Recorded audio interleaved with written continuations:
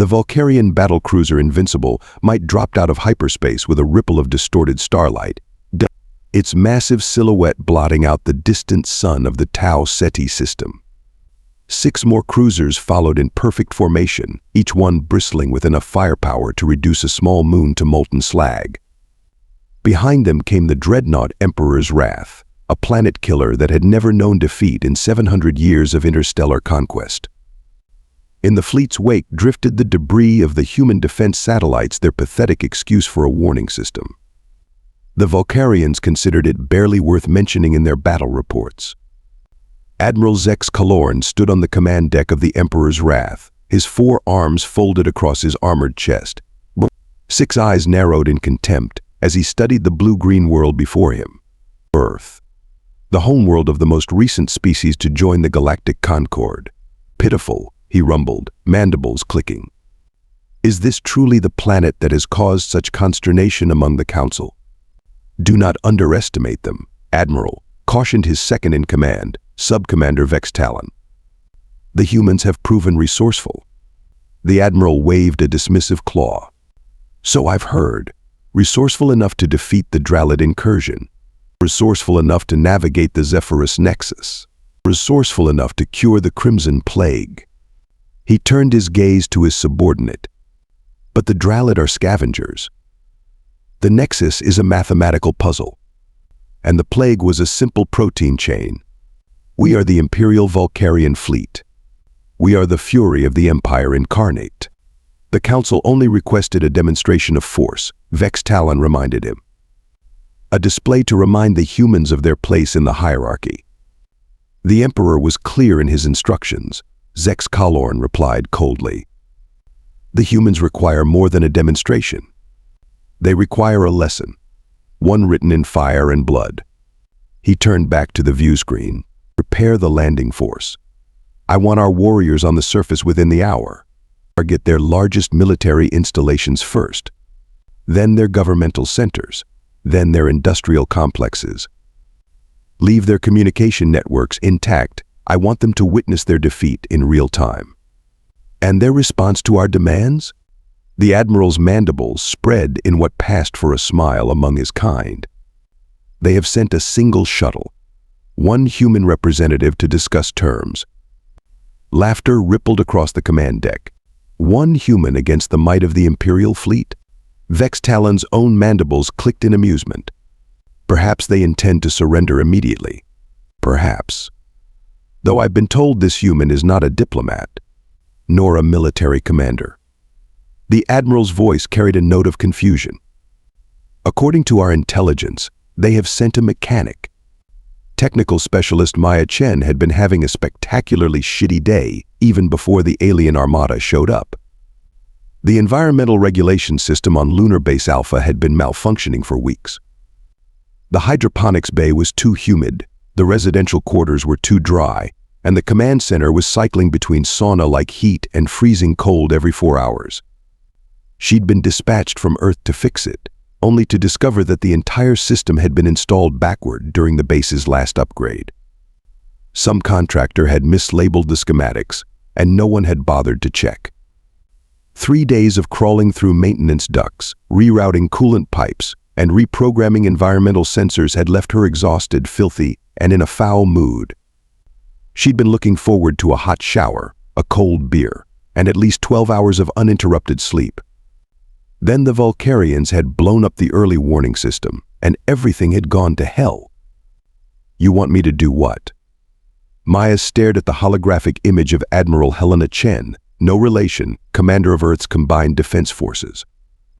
I want you to buy us time, Admiral Chen repeated calmly. The Valkarian fleet arrived sooner than our models predicted. Our own fleet is scattered across 3 systems, conducting training exercises. The closest reinforcements are 6 hours away at maximum burn. So send a diplomat, Maya argued, or a soldier, or literally anyone whose job description actually includes negotiate with hostile alien invaders. The Valkarians don't respect diplomats, they see them as signs of weakness. And they only respect soldiers after they've proven themselves in combat. The Admiral's expression was grim. but they do respect technical skill. Their entire culture revolves around displays of technological superiority. Maya ran a hand through her short, dark hair, leaving it standing on end. I fix environmental systems and maintenance robots. I'm not exactly building warp drives here. You graduated top of your class at MIT. You hold 7 patents for innovations in quantum engineering. And you once rebuilt a fusion reactor core using spare parts and duct tape.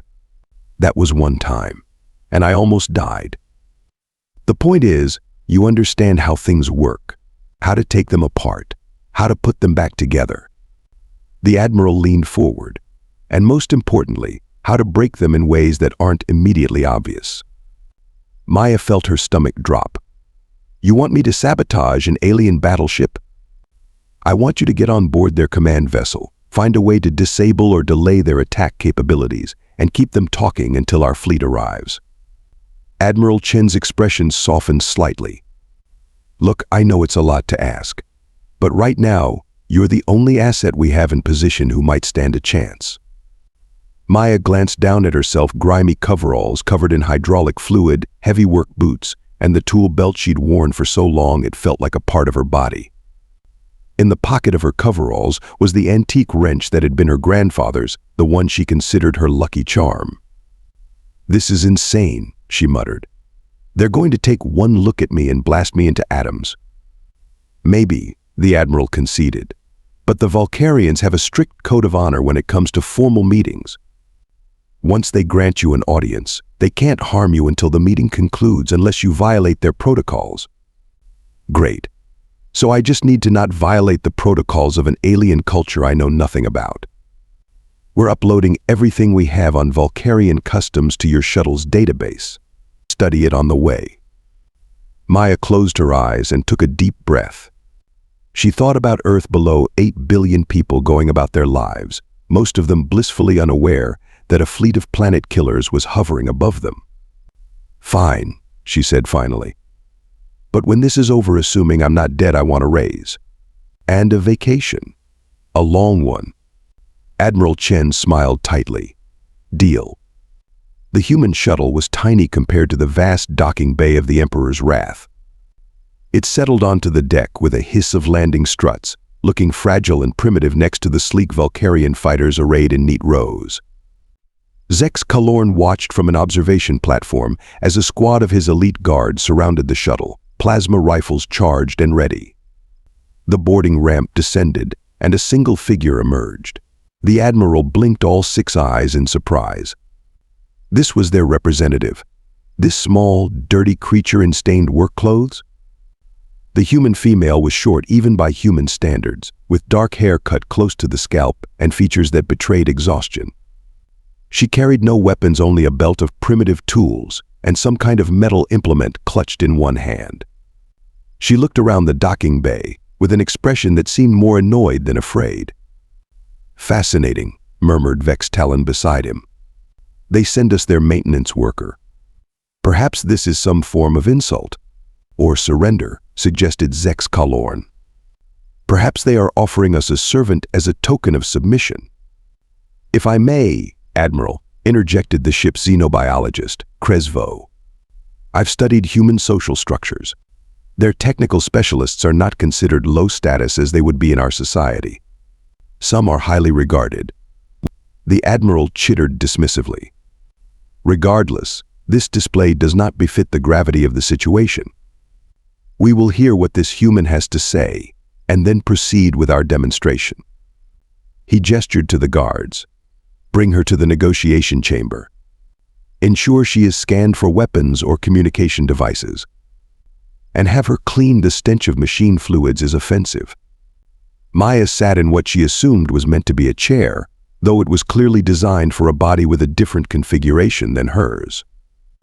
The negotiation chamber was a vast, high-ceilinged room with walls of some gleaming black material that seemed to absorb light.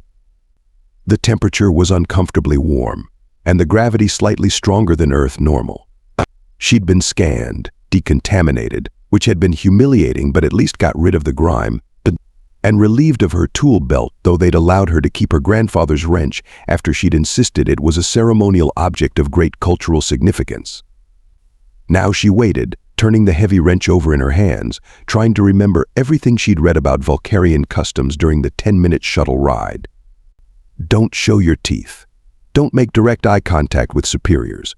Keep all limbs visible at all times. Address the highest-ranking individual first. The doors at the far end of the chamber slid open, and 3 Valkarians entered. Maya had seen images before, but nothing had prepared her for the reality of them. They stood nearly 8 feet tall, with exoskeletons the color of burnished copper. 4 arms, 6 eyes arranged in a hexagonal pattern, and mandibles that clicked and chittered as they communicated among themselves. The central figure wore an elaborate armor suit decorated with what looked like gemstones and precious metals. The one to the right was similarly attired but with fewer decorations. The third wore what appeared to be a technical uniform with various instruments attached. Maya stood, carefully keeping her eyes lowered, and waited for them to approach. "Human," rumbled the central figure. "I am Admiral Zex Kalorn, commander of the Imperial Valkarian fleet and representative of His Eternal Magnificence, Emperor Vaxmorian the 17th. You stand aboard the Emperor's Wrath, the mightiest vessel in the known galaxy." Maya inclined her head, remembering the protocol. "Admiral Zex Kalorn, I am Technical Specialist Maya Chen of Earth. I thank you for granting me this audience." The Admiral's mandibles clicked. "Your leaders send a maintenance worker to meet with me? Explain this insult." "No insult is intended, Admiral," Maya replied carefully. "In human culture, technical specialists are highly valued problem solvers. My leaders sent me because I represent humanity's practical approach to challenges." This wasn't entirely a lie, she decided. Just a very generous interpretation of "we need you to stall while we scramble the fleet." The Admiral made a sound like grinding stones. "And what practical approach do you propose to the challenge of your planet's imminent conquest?" Maya risked a glance up, careful not to meet any of his 6 eyes directly. "With respect, Admiral, conquest seems inefficient. Earth wishes to propose a technical exchange instead." This caused a stir among the 3 Valkarians. The one in the technical uniform leaned forward with interest. "Technical exchange?" the Admiral repeated. "You believe you possess technology that would interest the Empire?" "I believe," Maya said slowly, "that different perspectives often lead to different solutions. Earth is young compared to the Empire, but we've solved certain problems in ways you might find innovative." The Admiral's posture shifted in what Maya hoped was interest, rather than increased hostility. "For example," she continued, "I couldn't help but notice the quantum fluctuations in your ship's power distribution system as I docked. Our engineers solved that particular resonance issue 3 years ago. This was a calculated gamble. She hadn't actually detected any fluctuations, but basic physics suggested that a ship this size would have power distribution challenges similar to those Earth's larger vessels had encountered." The technical officer chittered rapidly to the Admiral, who responded with a sharp gesture. "You claim to detect inefficiencies in my ship." The Admiral's voice was dangerously low. "The Emperor's Wrath is the pinnacle of Valkarian engineering." Maya kept her expression neutral. "I meant no offense, Admiral. All systems have room for optimization. I'm sure your engineers have their own solutions in progress." The Admiral studied her for a long moment. "You carry a primitive tool. Is this also part of your innovative approach?" Maya glanced down at the wrench in her hand. "This is a family heirloom, Admiral.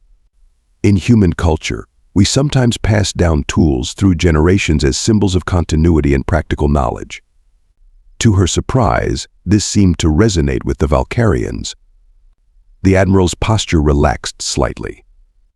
"The Empire also values the passing of knowledge through generations," he acknowledged. "Perhaps there is some small merit in understanding your species better before we subjugate it." He turned to the technical officer. "Cresvo, take this human to the engineering section." Evaluate her claims regarding our power distribution system. If she has useful knowledge, extract it before we begin the assault." The officer named Kresvo dipped his head. "At once, Admiral." Maya tried not to show her relief. Getting to the engineering section was exactly what she needed, though she had absolutely no idea what she would do once she got there. The Admiral fixed all 6 eyes on her. "You have 2 of your Earth hours, Technical Specialist Maya Chen. Impress my engineers, and perhaps your death will be quick. Fail, and you will witness your world's destruction from the command deck." The engineering section of the Emperor's Wrath was a vast, multi-level complex that hummed with energy. Conduits the size of subway tunnels carried glowing plasma throughout the ship. Valkarian engineers moved with purpose among workstations and diagnostic panels. Kresvo led Maya through the maze of technology, occasionally stopping to explain a particular system partly, she suspected, to impress her with Valkarian superiority and partly out of genuine scientific curiosity about her reactions. "Our power core generates energy equivalent to your sun," he explained, mandibles clicking with pride. "The containment field is maintained by quantum locking at 16 points throughout the vessel." Maya nodded, taking in everything she could. The ship's design philosophy was fascinating, elegant in some ways, bizarrely overcomplicated in others. The Valkarians clearly valued redundancy, with backup systems for their backup systems. But there was also a rigidity to their approach, a lack of flexibility that suggested a culture that valued tradition over innovation. "What powers your weapons systems?" she asked, trying to sound merely curious. Kresvo hesitated, then apparently decided there was no harm in educating a soon-to-be-conquered primitive. "The main cannons draw directly from the power core through dedicated conduits. The secondary systems have their own generation nodes to prevent total weapons failure in combat." Maya's mind raced. Dedicated conduits meant single points of failure. If she could find a way to disrupt those conduits without triggering the redundant systems. "You claim to detect inefficiencies in our power distribution," Kresvo said, interrupting her thoughts. "Explain." Maya thought quickly. "It's the harmonic resonance in your plasma flow," she improvised. "I noticed the slight fluctuation in the ambient electromagnetic field when I arrived. On Earth, we found that such fluctuations indicate microfractures in the conduit shielding, usually at junction points." Kresvo's posture shifted in what might have been concern. "Such fractures would be detected by our diagnostic systems." "Not necessarily," Maya countered. "If they're small enough, and if they're forming in a pattern that your systems are programmed to interpret as normal background variation." She was speaking complete technobabble now, but it sounded plausible enough, and she was counting on the universal reluctance of engineers to admit that their systems might have flaws they hadn't detected. Kresvo's mandibles clicked rapidly, the equivalent, Maya guessed, of a human engineer muttering under their breath. "It would be prudent to inspect the primary junctions," he admitted finally. "If only to demonstrate the superiority of our monitoring systems." Maya nodded solemnly. "Of course. Where would the most critical junction be located?" "On our ships, we've found that the power distribution hub is the most vulnerable point. Our primary distribution node is far better protected than your primitive hubs," Kresvo said dismissively. But he began leading her deeper into the engineering section, past increasingly restricted areas, each requiring his genetic authorization to enter. Maya clutched her wrench tighter, her mind working through possibilities. She had no plan yet, only the vague outline of one beginning to form as she learned more about the ship's systems. Whatever she did would have to disable the weapons long enough for Earth's fleet to arrive, without being so obviously sabotaged that it got her killed immediately. They passed through a final security barrier into a vast chamber dominated by a massive crystalline structure that pulsed with blue-white energy. Conduits thick as tree trunks extended from it in all directions, disappearing into the walls, floor, and ceiling. "The primary distribution node," Kresvo announced proudly. "It channels power from the core to all major systems throughout the ship. The crystalline matrix is self-regulating, calibrating power flow constantly to maintain optimal efficiency." Maya circled the structure slowly, genuinely impressed. "The design is beautiful," she admitted. And it was the crystal seemed to be grown rather than manufactured, with an organic quality to its structure that reminded her of coral formations. "The matrix is grown over 300 years, Cresvo explained, warming to his subject.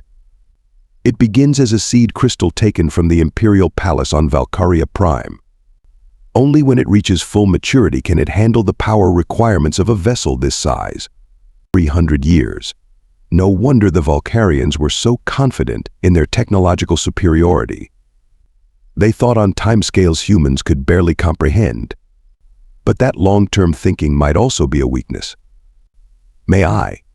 Maya gestured toward one of the diagnostic panels. Cresvo hesitated, then nodded. "You may observe only. Do not touch the controls." Maya approached the panel, studying the alien interface. The displays showed what she assumed were power levels, distribution patterns, and system diagnostics, though the Valkarian script was incomprehensible to her. But engineering principles were often universal, and patterns were patterns regardless of the language they were displayed in. She noticed something, a cyclic variation in what appeared to be the energy flow rate. It pulsed in a regular pattern, like a heartbeat. "The matrix has a natural rhythm," she observed. Cresvo clicked his mandibles in what might have been surprise. "Yes, the crystal resonates at a frequency determined by its atomic structure. The power flow must be synchronized with this resonance.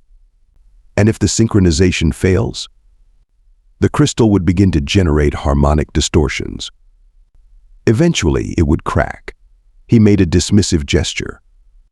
"But such failure is impossible. The system maintains synchronization automatically." Maya nodded thoughtfully. "On Earth, we had a similar system once, the Hadron Super Collider in Geneva. It used crystalline resonance for particle acceleration. This was complete fiction, but she needed to establish credibility. We found that the automatic synchronization could be affected by external electromagnetic fields if they matched the counter-frequency of the crystal's resonance." Cresvo's posture stiffened. "Counter-frequency?" "Every resonance has its inverse," Maya explained, warming to her improvisation. "If you introduce the inverse frequency at the right amplitude, it can cause a temporary phase shift in the resonance pattern." She could see Cresvo processing this information, his scientific curiosity warring with his cultural superiority. "Such a phenomenon would be known to our scientists," he said finally, "but with less certainty than before." "Perhaps," Maya agreed. "But have you tested for it specifically?" "It's the kind of thing that might not appear in normal operations." She gestured to the diagnostic panel. "I'd be curious to see the crystal's resonance pattern across all frequencies, including those outside your normal operating parameters." Cresvo hesitated, then turned to the panel. "I will demonstrate the stability of our system across all frequencies. This will prove the superiority of Valkarian engineering." He began manipulating the controls, bringing up displays showing waveforms and frequency analyses. Maya watched carefully, trying to decipher the alien readouts. She was looking for patterns, for anything that might give her leverage. And then she saw a harmonic pattern in the crystal's resonance, a natural frequency that occurred at regular intervals like overtones in music. "What is your ship's internal communication system?" she asked suddenly. Cresvo looked up, confused by the apparent change of subject. "We use quantum-entangled transceivers for priority communications. The standard functions are carried by modulated electromagnetic pulses through dedicated conduits. And these conduits they run near the power distribution network. Of course, all major systems are centralized for efficiency." Maya nodded, thinking rapidly. "On our ships, we found that communication signals could sometimes create interference patterns with power distribution if they weren't properly shielded. It was a minor issue, but it could cause system glitches during high-volume communication periods." Cresvo's mandibles clicked in what might have been amusement. "Our systems do not experience such primitive glitches." "Probably not," Maya agreed. "But it might be worth checking the resonance patterns when the communication system is at maximum capacity." just to be thorough. The Valkarian engineer seemed to consider this. Such a test would require activating all communication channels simultaneously. This is not standard procedure. Maya shrugged. On Earth, we call it a stress test.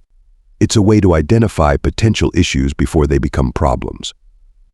If your systems are as superior as you say, they should handle it easily. She could see the calculation happening behind Kresvo's 6 eyes. If he refused, he might appear to lack confidence in Valkarian technology. If he agreed and the systems performed flawlessly, it would prove their superiority to this human. Very well, he decided. A brief test at maximum communication capacity. This will demonstrate our system's resilience to the interference you suggest might exist. He turned to another panel and began entering commands. This will activate all communication channels throughout the ship at maximum bandwidth. The test will last 30 seconds. Maya nodded, watching the displays carefully. As the test began, she saw the energy patterns in the crystal shift, slightly and almost imperceptible change in the harmonic frequencies. Interesting, she murmured. There is a small resonance shift. See how the tertiary harmonic is amplified. Kresvo leaned closer to the display. Very negligible variation. Well within acceptable parameters. Of course, Maya agreed. But what if the variation could be amplified? She gestured to the diagnostic panel. May I suggest a modification to the test? If we modulate the communication frequency to match the crystal's tertiary harmonic, we could determine if there's any potential for actual interference. The Valkarian hesitated. Such modulation would serve no practical purpose. Except to prove beyond any doubt that your systems are immune to the kind of interference that plagued early human vessels, Maya countered. Think of it as a definitive demonstration of Valkarian engineering excellence. She could see Kresvo weighing his options. Scientific curiosity and pride were powerful motivators across species, it seemed. A brief modulation, he conceded. I will adjust the communication frequency myself. As he turned to the controls, Maya gripped her wrench tighter. This was her chance, her only chance. What she was planning might disable the ship's weapons systems temporarily, or it might do nothing at all, or it might blow the entire ship to atoms, herself included. But with Earth's fleet still hours away and the Valkarian attack imminent, she had no choice. While Kresvo was focused on reconfiguring the communication system, Maya studied the crystal matrix. She'd identified what she believed was the most vulnerable point at junction, where several major conduits connected to the main crystal. If she could create the right kind of resonance cascade. The modulation is set, Kresvo announced. Beginning test in 3, 2, 1. As the test activated, Maya saw the harmonic patterns shift dramatically. The tertiary frequency began to amplify, creating a feedback loop with the communication system. The resonance is increasing beyond expected parameters, Kresvo said, his voice rising in alarm. He began rapidly entering commands into the console, terminating test. Wait, Maya said urgently. If you cut it off abruptly, you might cause a resonance spike. You need to phase it out gradually. Kresvo hesitated, mandibles clicking rapidly. Our protocols dictate immediate termination of anomalous tests. Your protocols were designed for expected failures, not resonance feedback loops, Maya argued. Trust me, I've seen this before. The Valkarian engineer was clearly torn between following established procedures and listening to this alien's warning. In that moment of hesitation, Maya acted. With all her strength, she swung her wrench at the crystal junction she'd identified. The impact created a sharp, clear tone that rang through the chamber. Kresvo whirled in shock. What are you doing? Maya struck again, finding the exact spot, the exact force needed. The wrench connected with the crystal at precisely the frequency she'd calculated would amplify the existing resonance pattern. The crystal began to glow more intensely, its blue-white light pulsing erratically. Throughout the chamber, alarms began to wail. Kresvo lunged for her, but Maya dodged, continuing to strike the crystal with carefully timed blows. Each impact sent new waves of resonance through the matrix, amplifying the existing distortions. "Stop," Cresvo shouted. "You'll destroy the ship." "Not the ship," Maya replied, breathing hard. "Just its ability to destroy my planet." With a final, precisely targeted blow, she struck the crystal at its resonance peak. A high, clear tone rang out, and the entire matrix seemed to freeze for an instant, energy patterns locking in place. Then, with a sound like shattering glass amplified 1,000 times, hairline fractures began spreading throughout the crystal. They didn't break it apart that would have caused a catastrophic energy release, but instead created a network of internal barriers that disrupted the smooth flow of power. The lights throughout the chamber flickered. On the diagnostic panels, energy levels began to drop precipitously. Cresvo stared in horror at the displays. "What have you done?" "Created a resonance cascade that's disrupting the crystal's ability to channel power efficiently," Maya explained, lowering her wrench. "Your ship isn't destroyed, but your weapons won't function at full capacity for at least 8 hours until the crystal's natural healing properties repair the fracture network." She turned to face him fully. 8 hours during which Earth's fleet will arrive, and the Valkarian Empire will have to decide if it really wants to start a war it might not win. Admiral Zex Kalorn's rage was magnificent to behold. His exoskeleton had darkened to a deep crimson, and all 6 of his eyes blazed with fury as he loomed over Maya in the command center. "You have committed an act of war against the Valkarian Empire," he roared. "You will be executed immediately, and your world will be reduced to ash." Maya stood her ground, wrench still clutched in her hand. "You can try," she replied calmly, "but your main weapons are offline. Your secondary systems are at 30% capacity at best, and in approximately." She glanced at the chronometer on the wall, which she'd learned to read during her time in engineering. 20 minutes, the first wave of Earth's fleet will arrive. They've been alerted to the situation and are coming in hot. "You lie," the Admiral snarled. "Your pitiful vessels are scattered across your system. Our intelligence is precise." "Your intelligence is outdated," Maya countered. "Those ships you detected were decoys, older vessels controlled remotely. Our actual fleet has been conducting stealth exercises in the Kuiper Belt for the past month, using a new propulsion system that doesn't register on standard scanners." This was, of course, complete fiction. Earth's fleet was exactly where the Valkarians thought it was, hours away at best. But Maya needed to buy every minute she could. The Admiral turned to his tactical officer. "Verify this claim. Scan for approaching vessels using all detection systems." While the officer worked, Subcommander Vex Talon approached, speaking in low tones. "Admiral, engineering reports that the damage to the distribution matrix is extensive. Weapons systems cannot be restored to full capacity for at least 6 hours. Life support and propulsion remain functional, but at reduced efficiency." Zex Kalorn's mandibles clicked in frustration. How could one human with a primitive tool cause such damage? Maya decided to press her advantage. "We're good at improvising, Admiral. It's what humans do. We see patterns others miss. We find solutions where others see only problems." She hefted her wrench. "And we use the tools we have, not just the ones we're supposed to have." The tactical officer looked up from his station. "Admiral, we are detecting anomalous energy signatures at the edge of the system. They do not match known propulsion patterns." Maya allowed herself a small smile. Perfect timing. The Kuiper Belt monitoring station's automated probes designed to track comets and asteroids must have registered the Valkarian fleet's arrival and activated their defensive protocols. The anomalous energy signatures were probably just the probes reconfiguring their sensors, but the Valkarians couldn't know that. The Admiral studied her with new intensity. "You planned this." "Earth has been preparing for first contact scenarios for centuries, Admiral," Maya replied, continuing her bluff. "We hoped for peace, but we planned for war. The Dralid discovered this. So did others who thought we would be easy prey." Zex Kalorn's posture shifted subtly. The Dralid never reported the extent of their losses. There's a reason for that, Maya said grimly. The command center fell silent as the Admiral considered his options. Maya held her breath.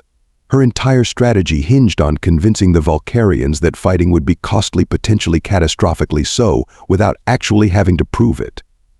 Finally, Zex Kalorn spoke. You have disabled our primary weapons. You claim to have a fleet approaching. You speak of capabilities our intelligence did not detect. His voice was cold, calculating.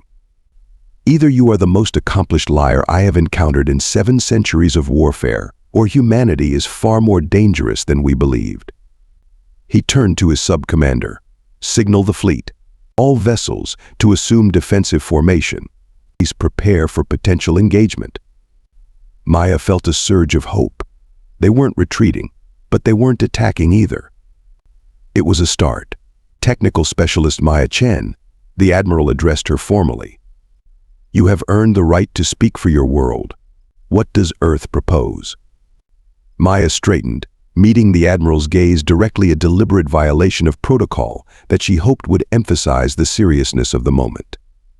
Earth proposes a reassessment of humanity's place in the Galactic Concord, she said firmly. We are not your servants, your subjects, or your sacrificial pawns. We are your equals not because of the size of our fleet or the strength of our weapons, but because of what we bring to the galaxy that no other species does. And what is that?